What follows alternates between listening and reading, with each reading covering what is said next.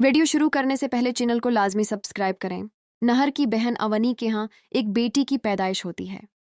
दूसरी तरफ रोही को दादी के खिलाफ पूरा सबूत मिल चुका है, लेकिन वो उसे साबित नहीं कर पा रही क्योंकि नहर मानने के लिए तैयार ही नहीं है।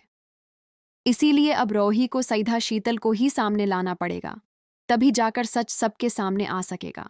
घर में रूही शीतल का मोबाइल तलाश करने के लिए उसके कमरे में जाने की कोशिश कर रही होती है कि अचानक एक चोर घर में दाखिल हो जाता है। वो नहर के घर में चोरी की कोशिश कर रहा होता है। इसी दौरान रूही शीतल के कमरे में पहुंच जाती है और उसे शीतल का मोबाइल मिल जाता है, मगर मोबाइल बंद होता है। इधर चोर अवनी के पास पहुंच जाता है और उसका मुना दबा देता है। अवनी चीखने की कोशिश करती है। रोही भी वहां पहुंच जाती है, लेकिन चोर अवनी को धक्का देकर फिरार हो जाता है। धक्का लगने के बाद अवनी को तेज लीवर पीन शुरू हो जाता है। रोही फौरन सबको आवाज देती है और घर वाले अवनी को जल्दी से अस्पताल ले जाते हैं। इस दौरान अवनी का शौहर रोमेल कहता है कि जब वो वहां पहुंचा तो अवनी बेहोश थी और उसके पास सिर्फ रूही मौजूद थी। वो इल्जाम लगाता है कि ये सब रूही ने किया है। यूं रूही फिंस जाती है और सब लोग इसकी बात मान लेते हैं। इतने में दादी आती है और रूही को जोरदार थप्पड़ मार देती है। बेचारी रूही बेकसूर होने के बावजूद सब कुछ बर्दाश्त कर रही होती है।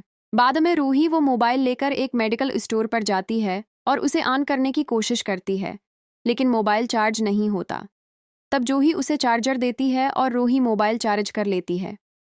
मोबाइल ऑन होने के बाद रूही को दादी के खिलाफ तमाम सबूत मिल जाते हैं, जिनसे साबित होता है कि दादी ने शीतल को जहर दिया था। लेकिन जब रोही ये सबूत नहर को दिखाती है तो वो साफ इनकार कर देता है।